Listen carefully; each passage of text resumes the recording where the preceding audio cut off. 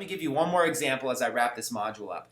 My friend Michael, okay, I told him what I was doing was selling in the Facebook newsfeed to be able to make thousands of dollars per day. And he took a look at it. He's like, whoa, man, you're making this much money selling products and services in the Facebook newsfeed? I said, yeah.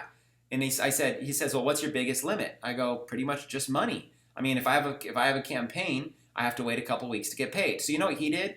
He went out and he got a couple of investors that had credit cards with like bottomless limits, and he put them on file. He did the same exact thing I was doing. So this is one of my coaching students, okay? He did the same exact thing I was doing, and in his first month, his very first month, selling the same stuff I was selling in newsfeed, his very first month, he sold $1 million of merchandise. $1 million in his very first month. This is one of my students, someone you will likely get to know and meet as part of my community. Just imagine that.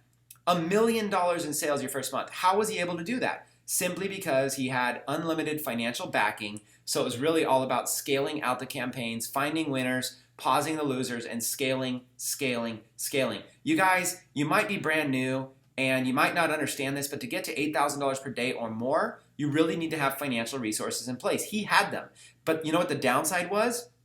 Is that those investors, they took a big chunk of the profit. Those guys took a huge chunk. So when it was all said and done, Michael made good money, but he didn't make as much money as he would have made with this strategy. Had we had this strategy back then, I'm telling you guys straight up, Michael would have made 2 to 3 times more personal profit that very single month. You guys, I hope you take this seriously. I hope you've enjoyed session number 2. So far in session 1, we taught you how to get PayPal working capital loans and how to start seasoning your accounts there. In session 2, we told you how to increase your Facebook spending limits, specifically your billing thresholds, and how to be able to season your Facebook ads account. And we also talked about combining the two, the perfect balance of a PayPal working capital loan hooked into a Facebook ads account that you've seasoned. When you balance those two together, you will become unstoppable. So with that being said, I look forward to seeing you guys in the next module, and I hope that you're enjoying this awesome course.